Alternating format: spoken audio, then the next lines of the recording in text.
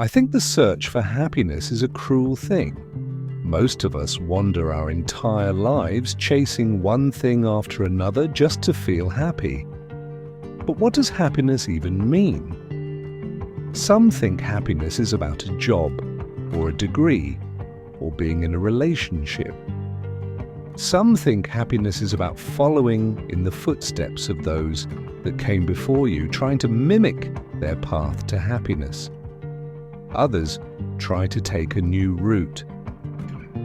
We like to look at those who seem to wear happiness like a second skin and wonder, how did they seize it?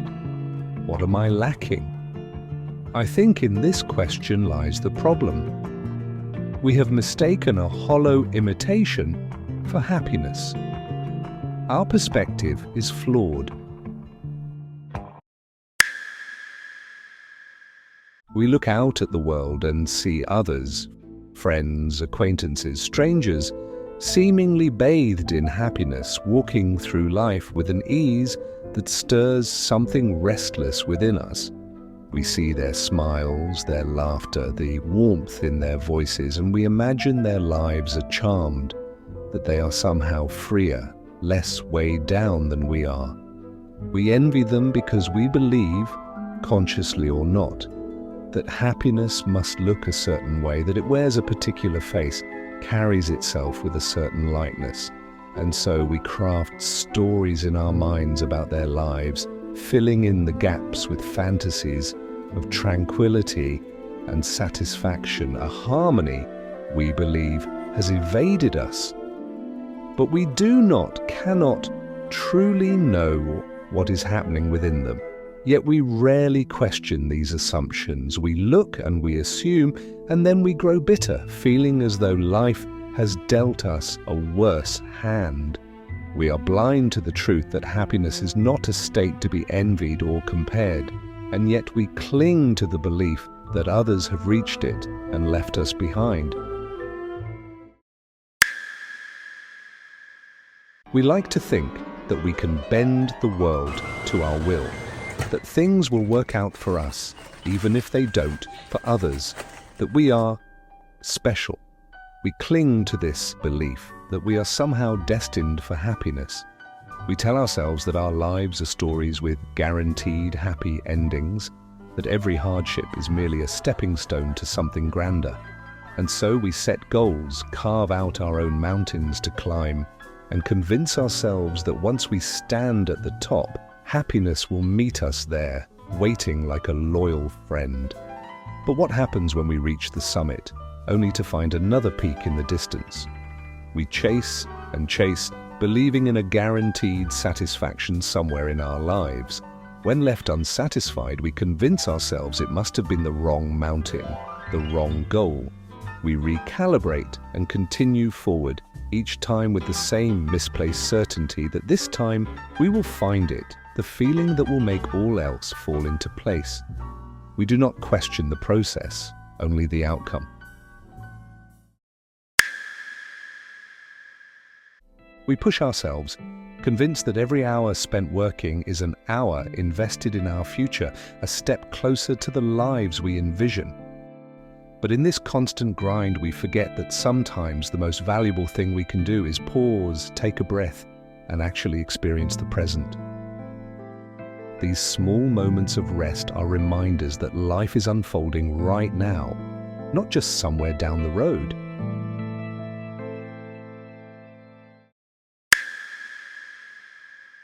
Isn't it weird how so many versions of you exist in people's minds? To some, you're the quiet one who rarely speaks. To others, you're the talkative one who never stops. Some see you as distant and harsh, while others view you as warm and compassionate. It is unknowable how others see you. You cannot spend a day in their shoes. You cannot read their minds.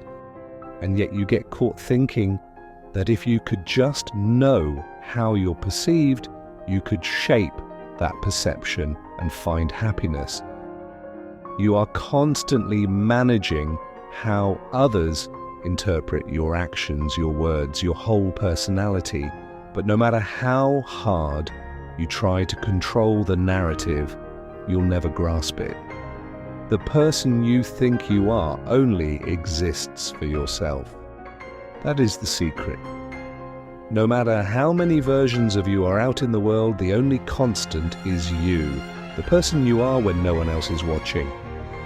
The essence of who you are lies beneath the surface, untouched by external judgment.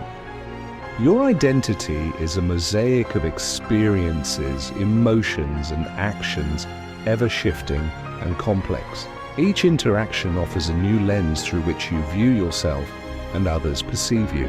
But at the end of the day, people cannot know the real you, only who you are from their perspective.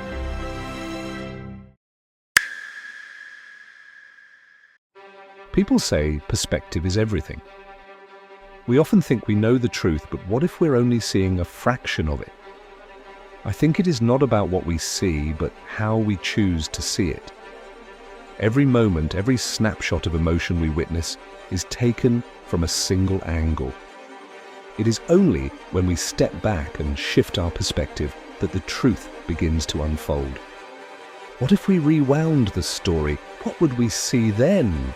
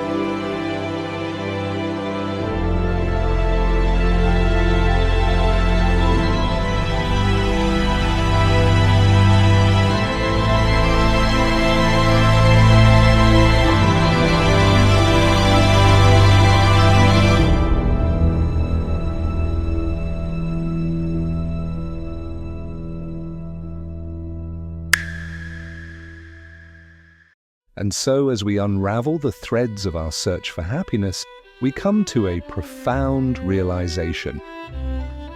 Perhaps we have been looking in all the wrong places. Happiness has never been out in the world waiting for us to find. Instead, happiness is a quiet ember that burns within us, waiting to be ignited. For some, all it takes is one moment, one spark, for this shift in perspective to occur.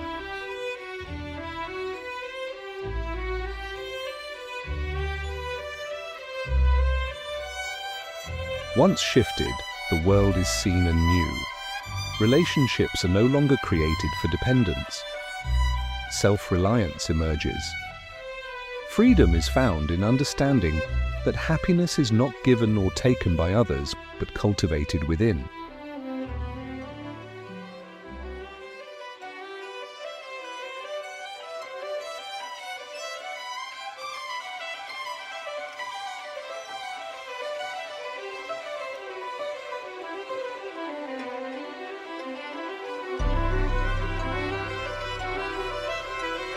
We are not eternal.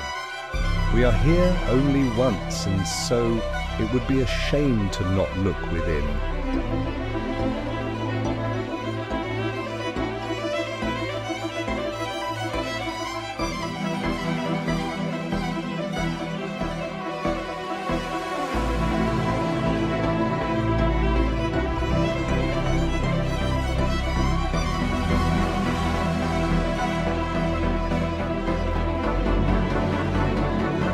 We spend our lives searching for happiness in all the wrong places.